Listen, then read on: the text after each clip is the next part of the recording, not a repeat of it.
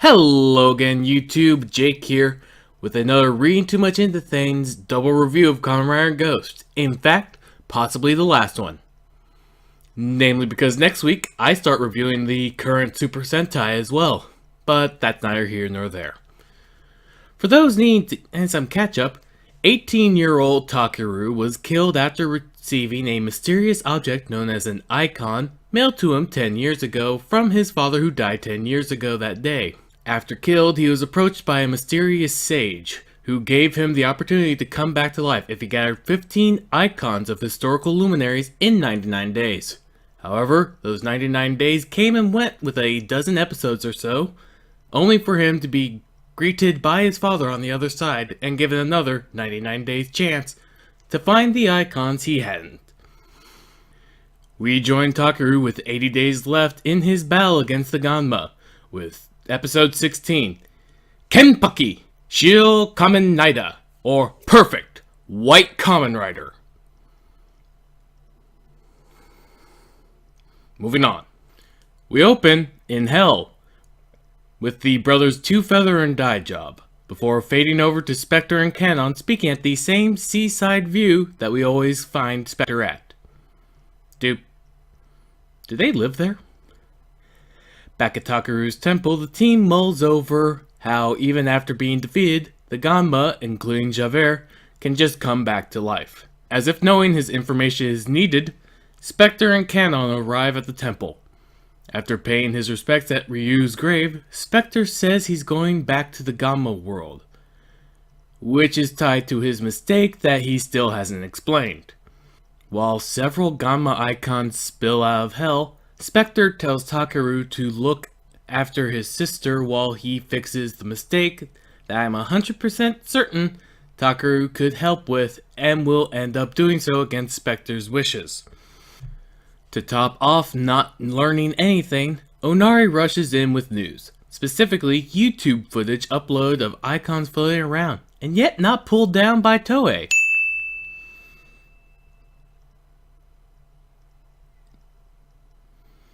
I really hope I do not regret getting that installed. The group heads off, leaving Canon with Onari's students.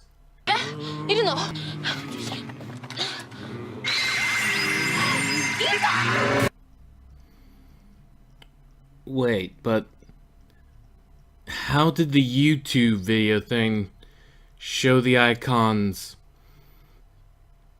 floating clear as day if when they go to find the icons they still need the lamp to see them? Also, how did Onari know where to look? Also, why could Houdini fly? The two heroes dive in, but no matter how many they take down, the Ganma's numbers don't seem to dwindle. And that's before a newcomer arrives that even freaks out Sage.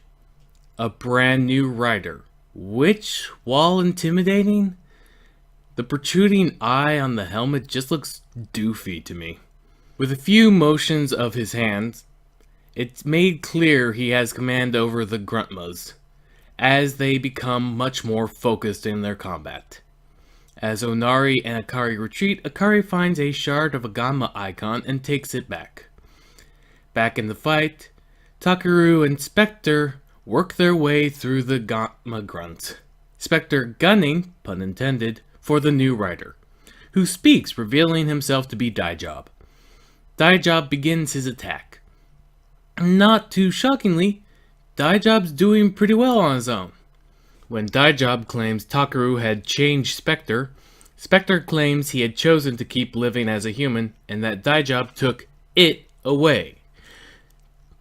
According to Dye Job, Spectre is referring to his body. And sadly, we get into the overused plot point of how the villain views the humans are the evil ones, cause they like fighting each other, blah blah blah blah blah. Point is, Dye Job's plot is to make the human world like the Ganma world, somehow meaning humans won't fight each other, thus be happy and he'd rule us all. Watching this generic evil exposition is Brother Two Feathers back in hell, giving us, the viewers, the name of the new rider form, Necrom. On top of using Gruntmas as shield, Daijab himself can become intangible, making him a difficult foe to defeat. He shows that he has two icons himself, labeled Sanzo and Grim, using magic to force them to obey, as we see Grim is the Brothers Grimm. So, the icons hold luminary souls, right? We've established that. Musashi and Ryoma and all that. But does that mean, since the Grimm icon is for the Brothers Grimm, that icon has two souls in it?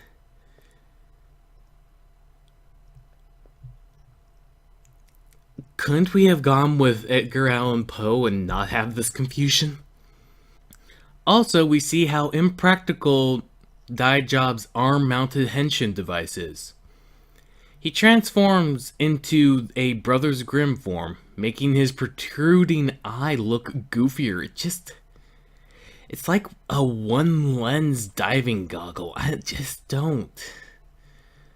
Also, the Grimm form has pen tendrils that can attack people. I guess the Brothers Grimm were into tentacle hentai. Getting their butts handed to them, Takeru and Spectre use Houdini to escape by simply leaving. Back at the temple, Takeru attempts grilling Spectre for answers about Daijab. However, Spectre's thoughts are on other vague worries. Thankfully, Kanon is much more willing to help, telling him Daijab's a good friend of Spectre's who took care of them while they were in the Gamma world. Akari comes in with the research she's done on the Gamma icon fragment she took. Just comes in saying that they have it. False alarm. We also learn that Kanon doesn't know why she was an icon. Well, ain't that ducky. On the plus side, we lost track of Onari. We cut to Onari following Spectre. We then cut to Akari doing the science on the icon fragment. Back to Daijab and Spectre meeting where they tended to meet and prepare to battle again. Now we can see how overblown and impractical his giant eye drop henshin device really is. Stand by. Yes, sir. Loading. Henshin. Tenga Nekurom Mega Uru-O.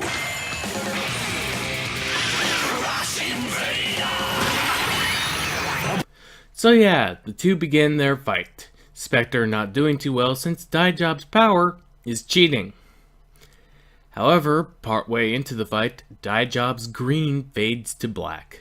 To replenish himself, he summons and then devours several grunt Ganmas. But before Daijab can shoot Spectre in the face, Takeru appears to draw his attention and fire. Takeru goes into a speech about how if Spectre and Daijab are friends, they should be able to talk to each other instead of fighting, and maybe that will lead to Ganmas understanding humans. Which bores our would-be ruler who simply attacks. Yes, I see how it is solely us humans who fight each other and how superior and happier the Gamma are. Spectre takes a dangerous looking blow for Takeru and Takeru tries to take Daijab out. However, even though exploded, Daijab simply possesses a grunt he tossed out before the attack. Like I said, his power is cheating. Daijab prepares a finishing attack against Spectre, which Takeru tries to block with the power of Ryoma. It seems to knock Daijab away and drain him of his remaining green. Since Daijab does not have any more grunts to eat, he retreats. And so our episode ends with Spectre in very bad shape, more attempted science, and Takeru getting pulled into the Robin Hood icon because of his wanting to understand his enemy not tactically, but emotionally. However, Robin Hood points out how foolish it is to believe one's personal justice is the only one to follow. So that was episode 16. Prince Daijob is a cheater. It's one thing to make a new rider just stronger or just give him abilities the others don't, but when he's stronger and the abilities he gets are cannot be hit and cannot be killed, yeah, I call it cheating. But let's see how they make it possible to fight in the next episode. 14 icons have presented themselves, and Takaru has 73 days left as we enter episode 17, Kenron, Maboroshi no Jo, or Gorgeous, Queen of Illusions. Our episode opens with Jack the Ripper attacking a woman. I hate to see the kid's face when they research him. We also see a witness to this attack. We cut to Akari still sciencing and Onari training to be useful. However, Akari bursts in with news for once. We then meet the witness from earlier, who claims to see the future and wants the temple's help. Akari, of course, is disbelieving. While she and Onari bicker, the witness is taken over by an icon's soul, which causes Newton to run or float for its life. At least I'm assuming it's an icon's takeover, as she predicts when the next woman to be attacked by the Ripper Gamma will occur, when and who, before passing out. We cut to Takaru finding the Newton icon sitting on a swing. Okay, this is rather cute. It's goofy, and I'm sure once I know the logic behind it in the show, it would annoy me, but at the moment it's cute, so I don't mind. We cut to Akari and Onari coming across a purple mist filling a tunnel as the Ripper Ganma attacks another woman. As they confirm the fortune teller's power from the result of the attack, Onari watches as the woman's soul leaves its body, leading to a very odd looking fellow. And then the Gamma appears before them. Okay, stop. Stop. I know that the Gamma would have to appear before them in order to be creepy and Jack the Ripper-like when he attacks, but why? We've seen in fights when Gamma and Takaru are invisible and intangible, it can still cause structural damage. We see they can affect others without becoming visible, so why does this one have to be visible? There is no why.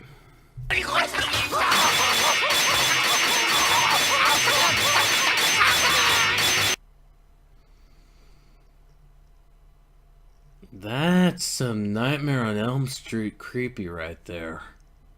Spectre arrives on the scene, still very injured, to defend the two.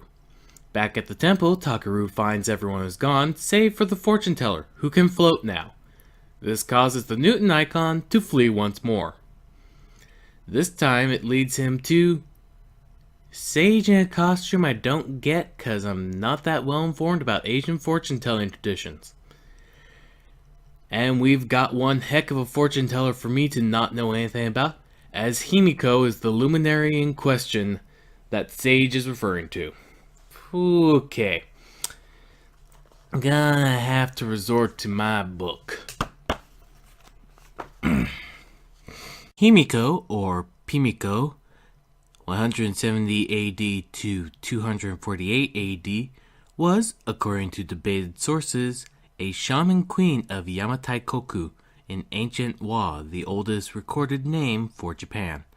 While early Chinese historical texts Record of the Three Kingdoms, not to be confused with Romance of the Three Kingdoms, makes reference to her chosen as a queen after a prolonged period of war and having open trade relations with the Cao Wei Kingdom, most early Japanese texts about the era make no reference to her and in fact list multiple other queens as ruling the same area around the same era, leading to continued debate to this day. So, yeah. They're just deciding, yeah, she existed, so what? Just like deciding that Robin Hood still existed. I guess nuts to lively historical debate. Anyways, Kanon pokes her head in to tell Takaru that Spectre is missing. どこに行ったんだろう。コンドル電話で探せばいいだろ。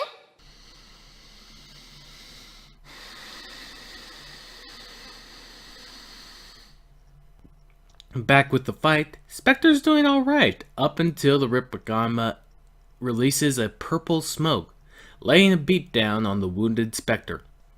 However, the finisher is stopped by Daijob's arrival, wanting to finish Spectre off himself. He pretty easily knocks Spectre out of his armor, as Spectre tries to talk him out of needing to fight. Daijob then forces the Necrom Eye into Spectre's belt, hijacking him according to the belt's new melody. Back at the temple, Akari and Onari arrive just as Takaru and Kanon leave.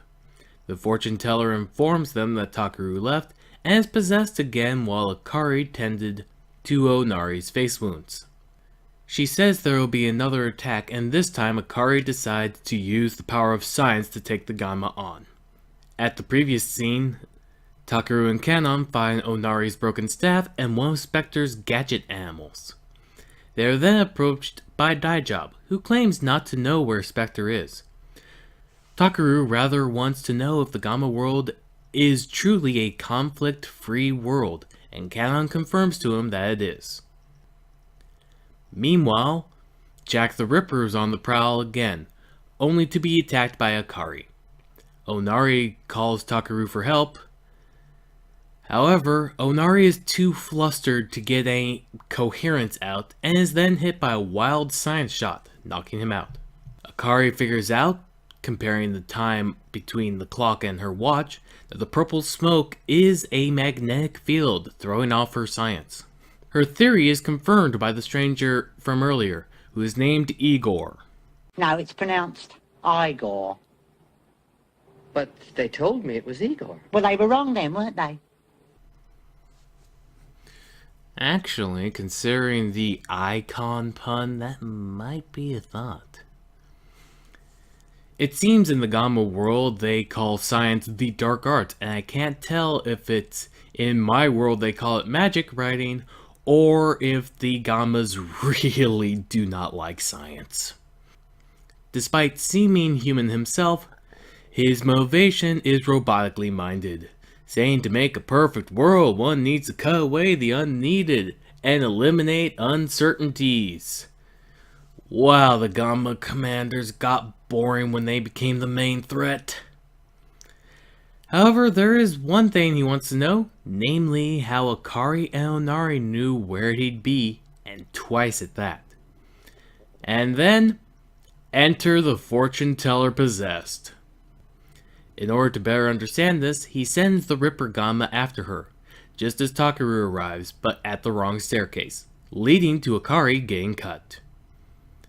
Igor calls Akari a fool because emotions no compute, and it's actually Onari who steps in to defend her. He takes on the Ripper Gamma again and is doing a lot better, even Matrix dodging an attack onslaught. And his spine snaps.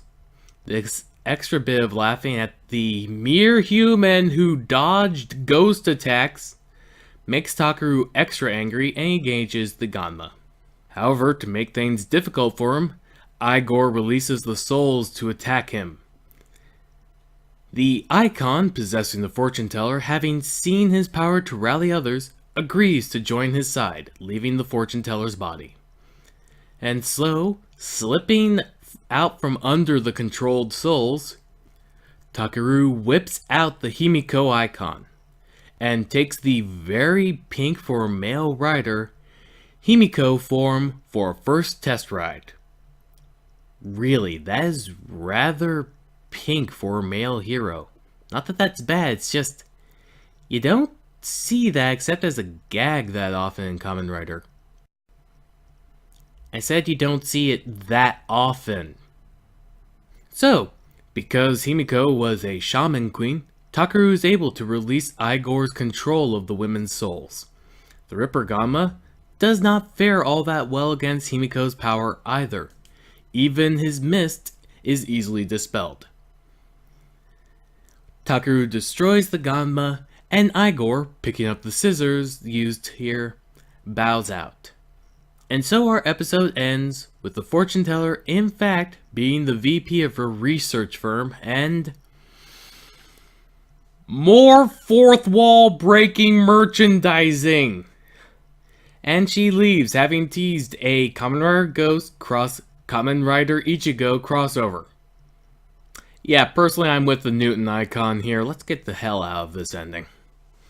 And that was episode 17 of Kamen Rider Ghost. I actually like this episode. We actually see the side characters try to grow and be more than just background noise there to be shocked. Granted, we still have the annoyance of generic human emotions are lame and make no sense, that's why humans suck villain motivation from Igor, and since he seems to be a commander, we'll likely keep hearing that. Not to mention, despite this female icon being a shaman queen of Japan, at least according to Chinese records, is so pink despite the fortune teller that it's possessing, showing how bright and multicolor a fortune teller can be, and we'd still register it as a fortune teller. Still, this episode can get me to care about Akari and Onari and want me to see them grow. Not something I can honestly ignore considering how much guff I've given them from the start. Well, thanks again for sticking with me through yet another double review. Next week, while yes, we'll have another episode of Ghost, things are about to get a bit more wild. See you then, and as always, stay safe.